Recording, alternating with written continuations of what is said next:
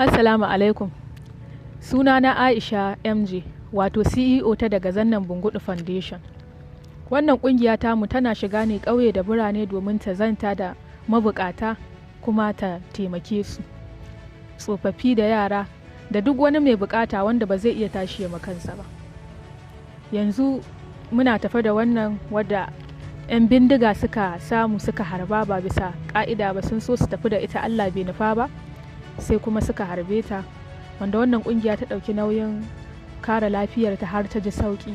Yanzu dai bari ku ji daga bakinta. Me sunanki? Ni sunana Aisha Ibrahim.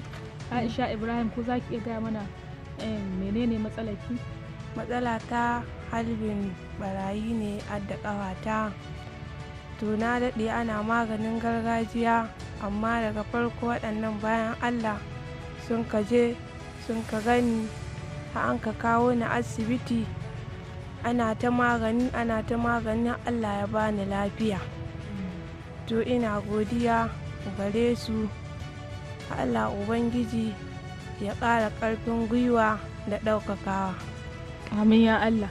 Kun ji dai daga bakinta.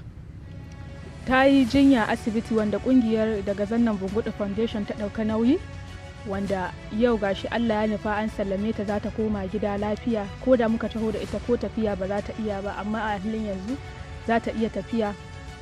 Yanzu kuma ga wata kyauta wanda ƙungiyarmu ta ɗauki nauyin bata, za mu bata domin ku gani da idanunku. Gashi.